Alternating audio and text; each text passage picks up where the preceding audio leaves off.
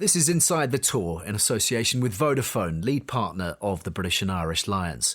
I'm Alastair Eykyn, Lions fanatic and rugby commentator. I plan to stay connected to this summer's tour with the official Lions app powered by Vodafone.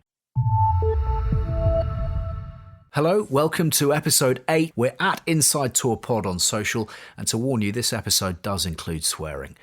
Our 10-part adventure with the Lions of 97 has arrived at the Test Series. Inside the Tour. That test team.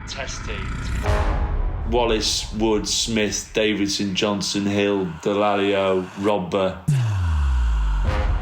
Dawson, Townsend, Gibbs, Guscott, Yayan, Tatey, Jenks. Yeah, I still roll off the tongue.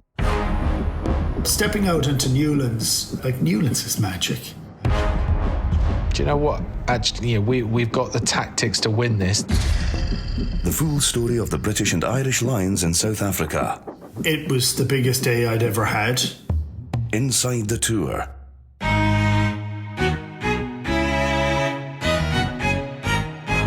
Eight matches down, 7 victories, 1 defeat. The Lions have been through the mill already. Some casualties along the way, some stirring performances, but still massive underdogs as we reach the first Test match. Opponents, the world champions. The Springboks, finally unleashed. Newlands, Cape Town. This is the story of a remarkable rugby match, and from the moment the Lions arrived, I think we all knew this was going to be a very special day. We knew that we were up against the world champions, and some of the greatest names to ever play the game were the opposition. That was the drill.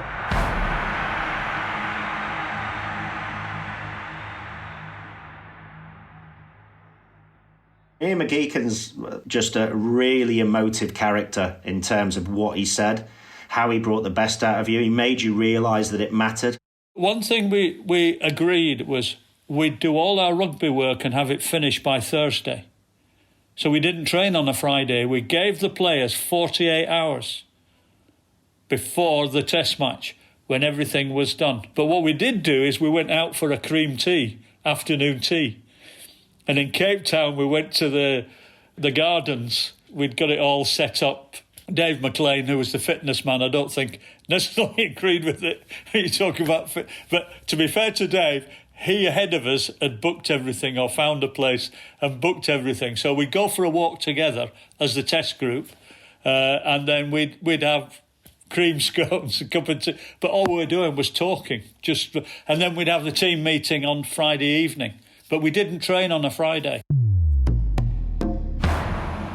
I'm Scott Gibbs. I played in the centres.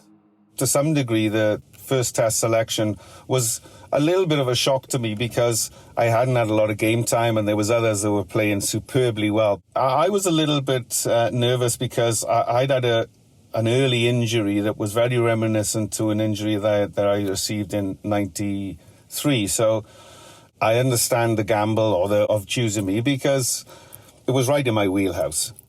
I'm Neil Jenkins, starting fullback. I got picked against Natal on the Saturday, and then that was probably when I thought, well, once the team was announced, well, I've got a hell of a chance here. I need to front up on Saturday and play well, and obviously we do as a team as well. I don't think there's any guarantees on anything, but probably that was the only time then did I think that maybe I got a chance of, maybe starting a Test match. That was the first time, if I'm honest. John Bentley, British and Irish Lion. Wow. And I opened up the letter and the first word I was congratulations. I went, yes! In the tea room downstairs.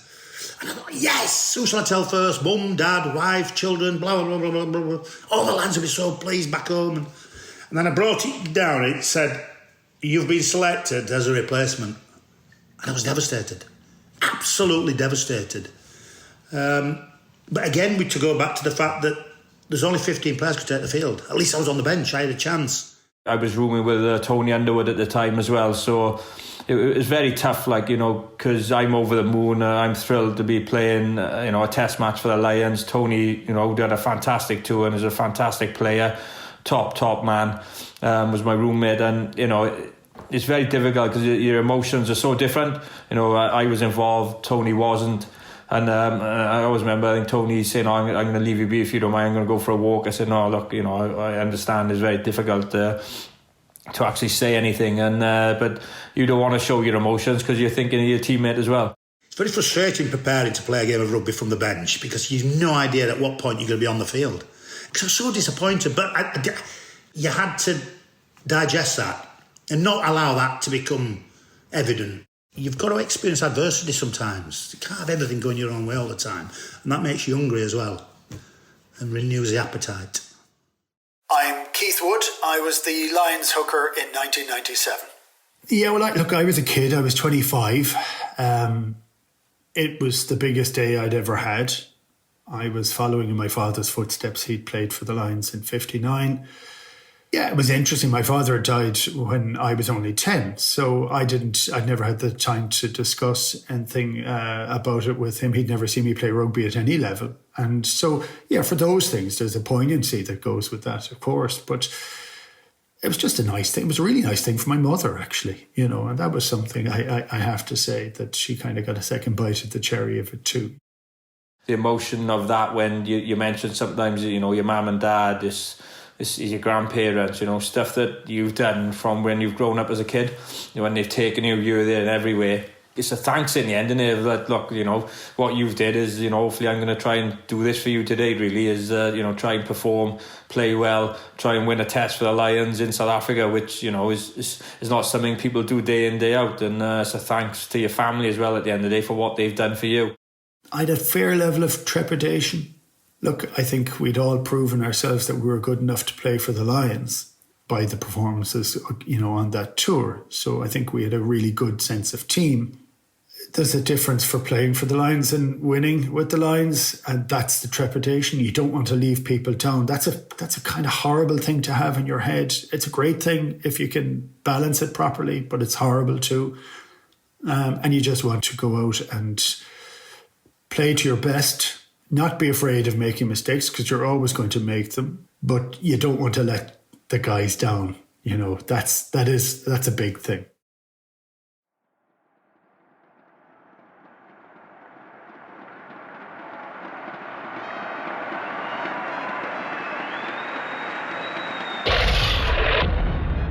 Newlands, Cape Town. Tight, intimidating, stands steeply banked. The World Cup started here. The famous World Cup won by these South Africans. Champions. World champions. Their backyard. Their turf. Theirs to lose.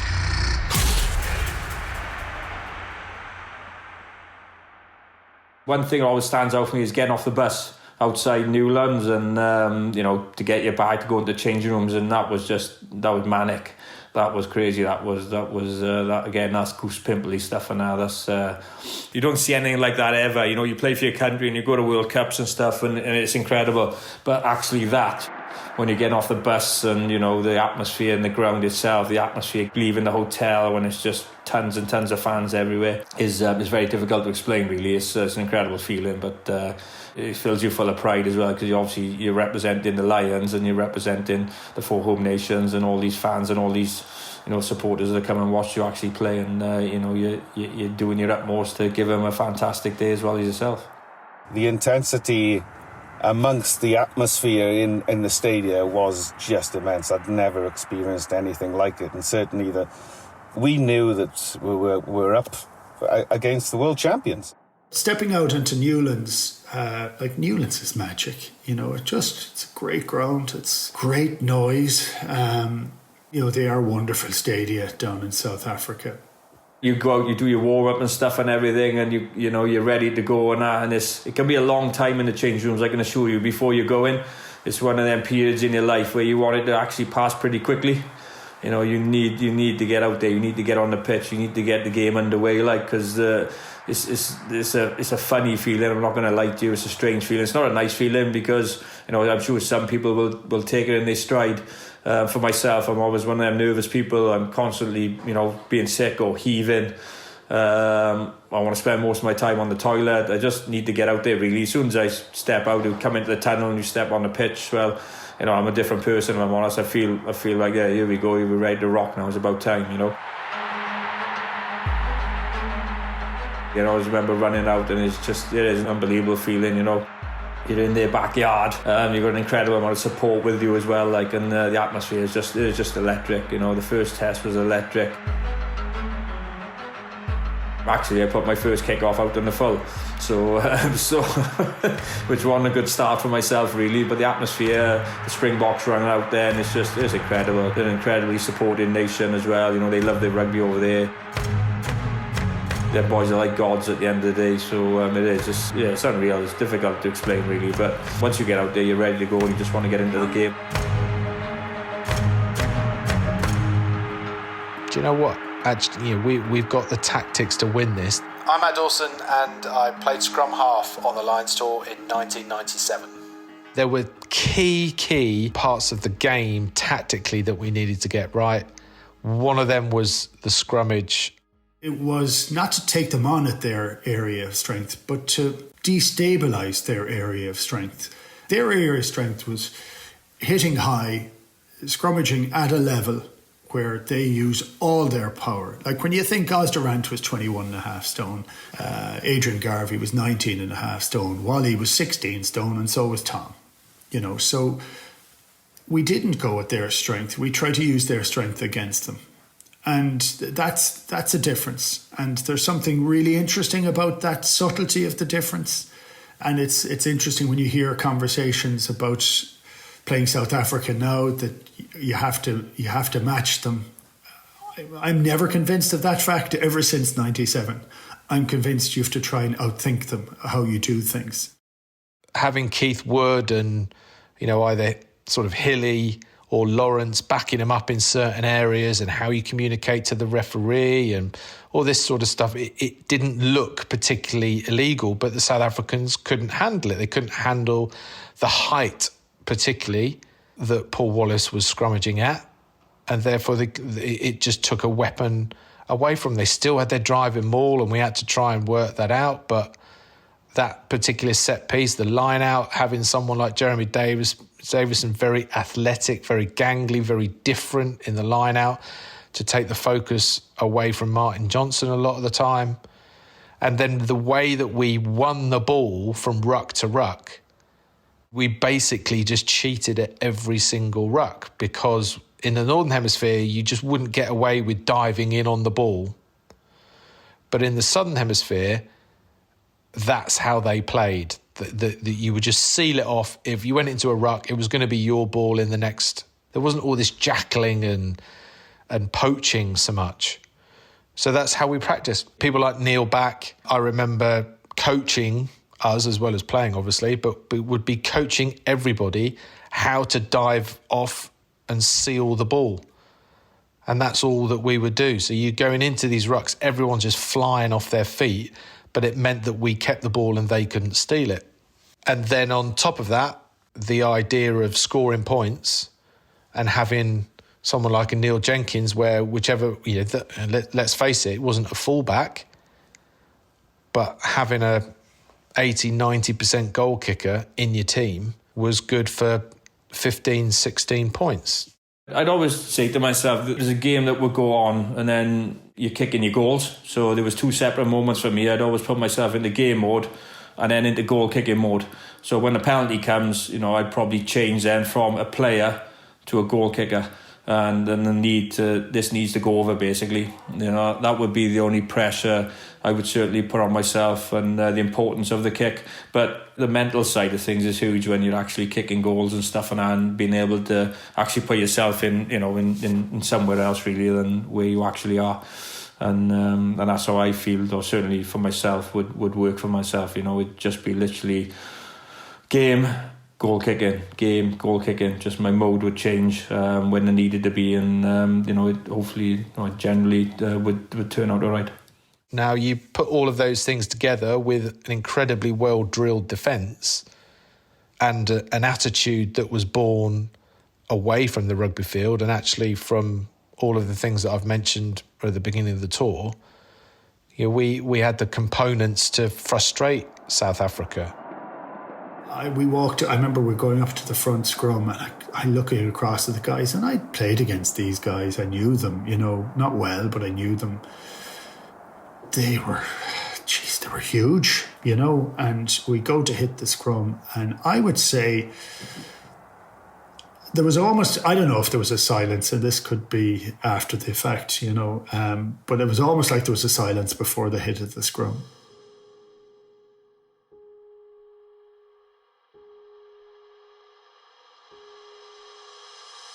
And we hit the scrum. And we got knocked 5 yards back. I said, Jesus Christ, this is what we're going to have to deal with. I set the height of the scrum at hooker, and I had gone 6 inches too high. I just said lower. The next scrum we went to, I said, lads, we have to go lower. Sorry, we have to go lower. And we hit the next scrum. We hit it at exactly the right height, and they knocked us back 2 metres. But 2 is a damn sight better than 5, I'll tell you that.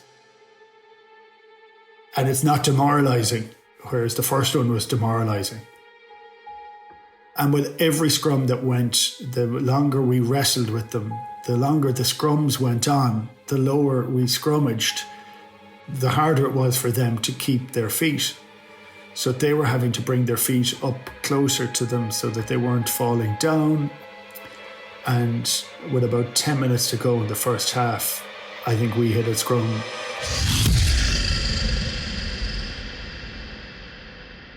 And we pushed them back. And I said, wow, there's something.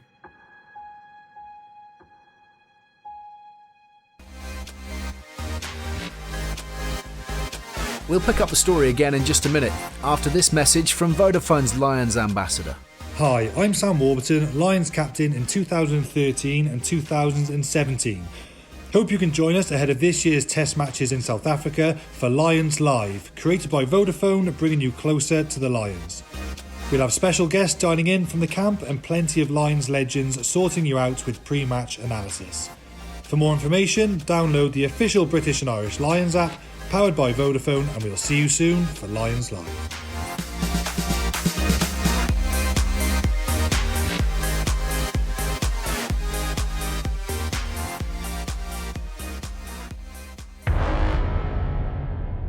Inside the tour.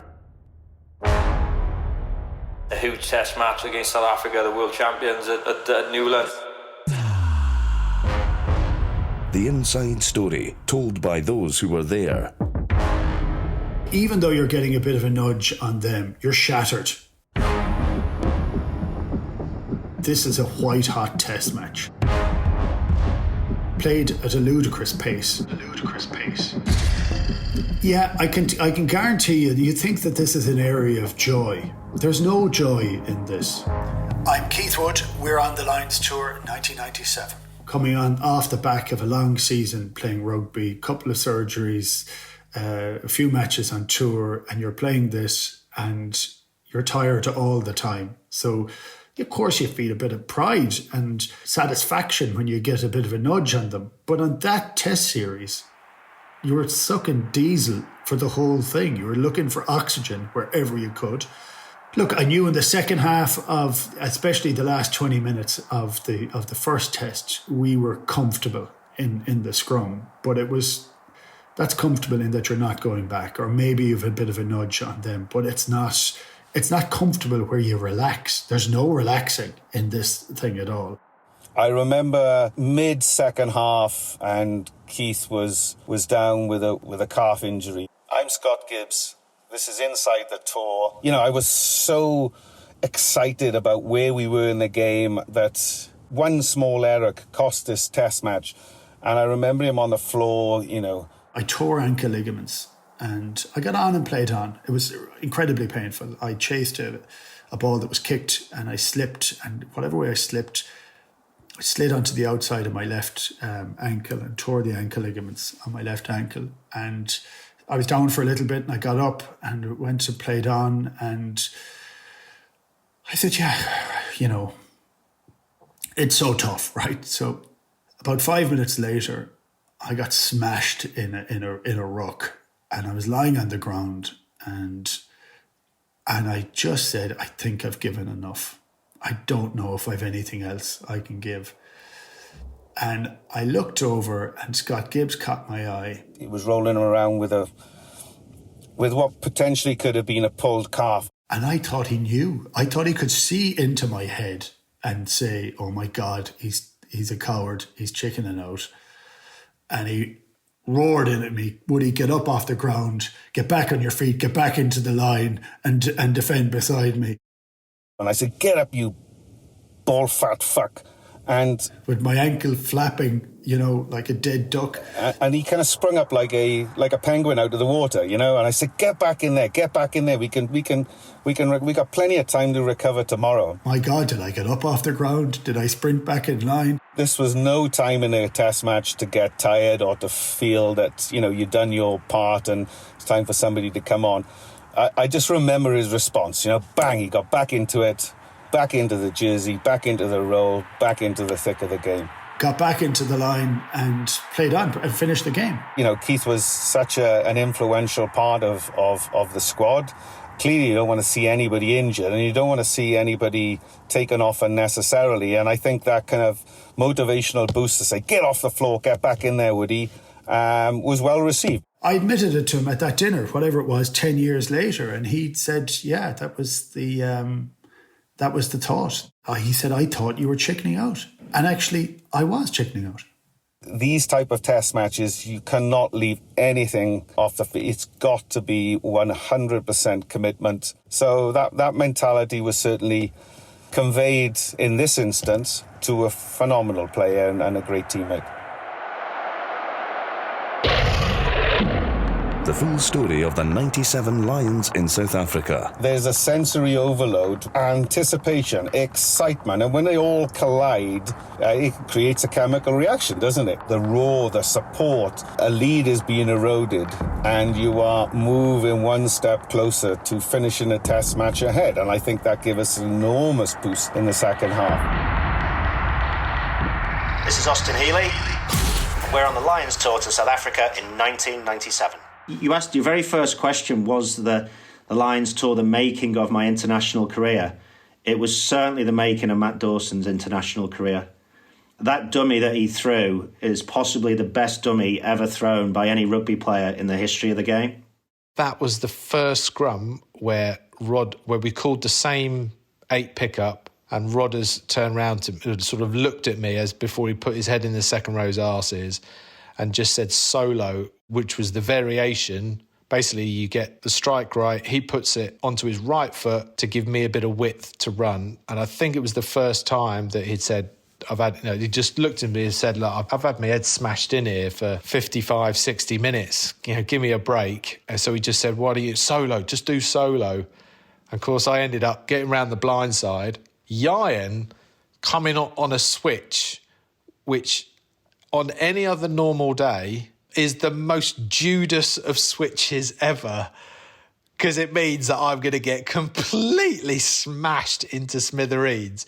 But of course, the South Africans don't know anything about me. They've not done any research on me. They think they're playing against Rob Howley. If Rob Howley did that, there is not a chance that they would have fallen for a dummy, because he was such a threat that they knew they had to mark him. But I just think everyone was worried about Eykyn Evans, this legendary winger who loves to cut back, take the scissor, and he's dangerous changing direction. To be honest, I don't think I really saw him. Eykyn came on the switch, and as my right arm has come up, it's got to sort of about here, and I can see people are already sort of like stepped back and stopped. And I've still got another 20 degrees of dummy in me. And in that 20 degrees, I'm thinking, this is all happening in a milliseconds, but I'm thinking, they've all stopped on me. I'm just going to hold on. And then I saw Joubert, the full-back, stop and sort of put his hands up. Or I'm just sort of going as fast as I can into the corner, so I've got all the momentum. Well, I'm just going to hold on to the ball. If I give that to Eykyn, he's going to get absolutely creamed. And then you turn back, and I'm strolling in. It's not like I'm sprinting into the corner and just dotting it down. It was proper Moses in the parting of the sea. I mean, it was insane, really. You know, he made 5 players move in the wrong direction with one flick of the wrist. And he managed to break from the base and get outside Kruger, I think, at 6, which was a rarity in terms of his pace. When Dawson took off and did what he did, I think the level of excitement and adrenaline within myself just rose off the charts, and I think that was accentuated then by the roar of the crowd, which really gave us a boost. You can imagine. You know, I remember watching it just thinking, fair play, that was pretty good. I remember saying at the time it was a proper old, that's an old school dummy. I mean, I haven't done a dummy like that since school, and never did one again. It was everything just slotted into place. Really, it was. It's amazing to have such a great career. Loads of us had brilliant careers, and most rugby players will have a moment in their rugby career where they'll think that was mad. How did I get away with that? You can say the same about any sport. It doesn't have to be a try or a goal. It could be a pass. It could be a kick. It could be a tackle. It could be anything. But to have that moment where my moment that I remember and, will tell my boys about in years to come in such a game is mind-blowing, really, yeah. People are high-fiving you, go, oh my God, that's amazing. You walk back and all you can see is Tim Rodber just like shaking his head, thinking, you lucky bastard. I've just had my head kicked in for 60 minutes and now I've got to put up with your shit for the rest of my life. 23 minutes, South Africa try, 8-3. Half-time, South Africa 8, the Lions 9. 44 minutes, South Africa try, they're back in front. 50 minutes, South Africa penalty, they lead 16-12. Another from Jenkins, 16-15. 73 minutes, the Lions lead 20-16. Well, we, of course, then had South Africa chasing the game. And part of that tactic, or part of those key tactics that we knew would unravel South Africa is if they needed to chase the game. If they needed to think, they were in trouble. Well, I loved it because it was part of a backline movement that just was a short drop-off type of play, and I kind of bounced out of one tackle and maybe, got 5 metres beyond the gain line, which gave us speed of ball, and then to see the ball from, my vista on the floor being moved from right to left. Then that lovely passage of play going to the right side, coming back left, trucked it up, people out of position. I think it was Rodders at fly half and threw like a half dummy and then popped it over the top. With Tatey putting his finger up in the air and scoring a try was of great celebration and relief. I mean, it was champagne rugby. No one in the rugby world saw the Lions doing that. Nobody. The Lions lead 25-16. It was so unexpected, and that try sort of epitomised all of it. Tatey ran around doing his pistols. That's how we wanted to play rugby, but we knew we were never going to do that in the first 10, 15, 20, 30, 60 minutes. It was going to be when they were chasing the game, which is where we got them to. Full time, South Africa 16, the Lions 25. You don't believe anything until the final whistle goes. And having not won a huge amount with Ireland,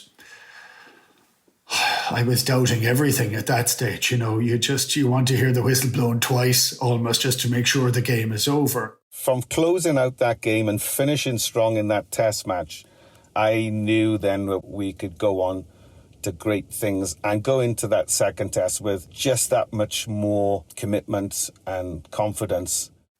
Do it was a fantastic feeling, but also a terrifying feeling, because the game is over. You've got the result, and you have to do it again. All you're doing is thinking about, God, can I recover? for next week because they're going to come back harder and stronger. They're hurt now. It's funny when I think of it now, and I'm confident, but you're racked with, I don't even know if it's doubt, but you're racked with circumstance almost. You're trying to see what's going to happen next week. So when we got to the second test. Well, Keith, hang on a minute. We need a whole new episode for that. It was the second test. Everything on the line. Episode 9 comes from Kings Park, Durban. The second test match with the Lions leading 1-0. This will be like nothing we've ever experienced before. There was that intensity. It was always going to be close. Just unreal. Boy, it was intimidating. Biggest game of our lives. Let us know how you were following the series and your feelings at that time. We're at Inside Tour Pod on social. This is a 94-19 production for Auddy.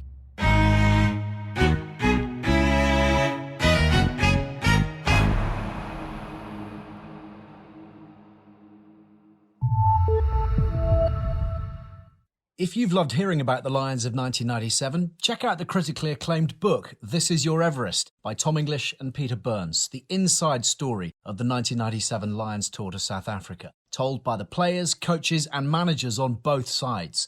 Insightful, funny, spine-tingling and full of raw emotion, it explores the tour in new depth to make it the perfect accompaniment to this podcast, Living with Lions, and the 2021 Lions tour to South Africa. If you're enjoying this show from Auddy, you might also like Make or Break. Download from your favourite podcast provider now. Smokescreen, a new podcast about a secretive spy network operating at the heart of the tobacco industry and the woman who nearly brought the whole thing crashing down. I think she was taking money from all sides and she was serving many masters. Smokescreen, Love, Bribes and Spies. The new podcast from Auddy is now available on your favourite podcast platform. Smokescreen. Download now.